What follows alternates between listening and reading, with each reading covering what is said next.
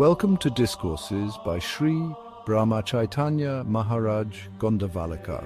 Today we'll explore the February 23rd discourse on the Aspirant and Nama, where we delve into the significance of nama-smarana and how an aspirant can cling to it for spiritual fulfillment and connection with the divine.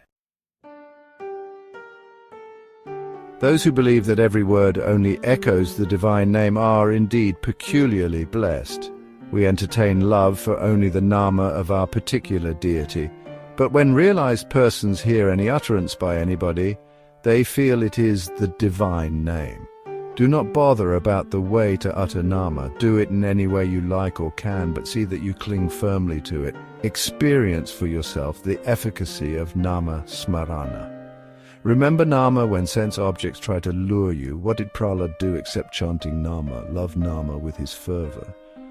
This is just what all devotees have done. Nama-smarana is the pathway to God. Do that and sense lures will automatically die out. A sadhaka should be soft-hearted like butter, agreeable to all and hurtful to none. You can do this only by being absolutely unselfish. If anyone bows in respect, the sadhaka should remind himself that he does not deserve it, so that he will neither be puffed with vanity nor feel slighted when not so saluted. After doing a good turn, he should not tarry there, lest he may have to listen to praise or gratitude.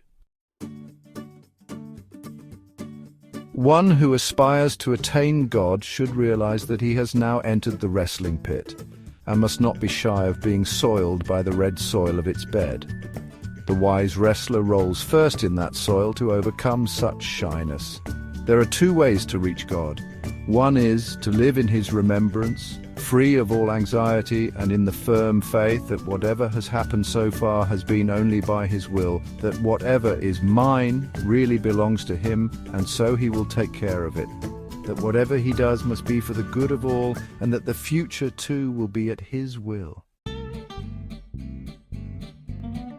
The other way is to remain in contemplation of God, relinquishing all attachment, and with the conviction that I belong to God and to none else. This way is more difficult because the sadhaka has to sever all ties of attachment, but that to God, for true love is single-minded.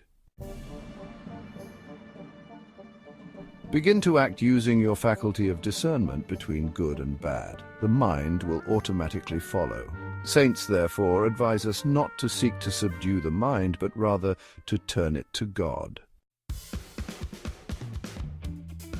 Let me share a story from the life of Sant Tukaram that beautifully illustrates the connection between an aspirant and God through nama-smarana.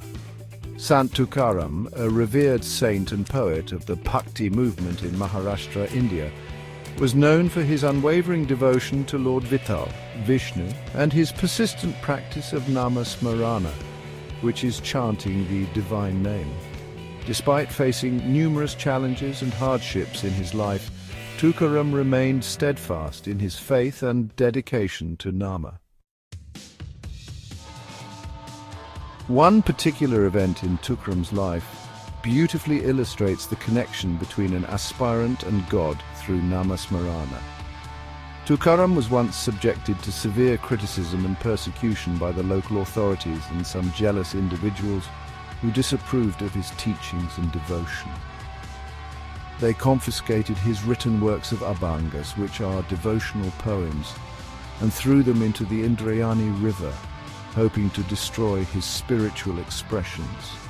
Heartbroken but unwavering in his faith, Tukaram turned to Lord Vitthal with deep devotion and continued to chant Nama. He spent days and nights by the riverbank, singing the divine name and praying for the return of his abhangas. His pure-hearted devotion and persistent nama-smarana eventually moved the divine. Miraculously, after 13 days, the abhangas resurfaced on the riverbank, completely intact and untouched by water. Tukaram's faith and dedication were rewarded by divine intervention, reaffirming the power of nama-smarana and the deep connection between an aspirant and God.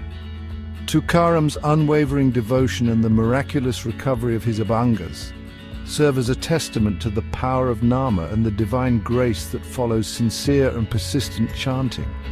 His life and teachings continue to inspire countless devotees to embrace nama-smarana as the pathway to God.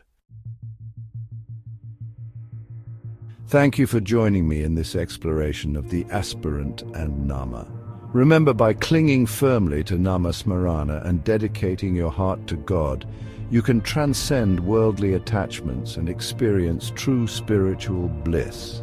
Embrace this practice with unwavering faith, and may it bring you peace and fulfillment in your journey.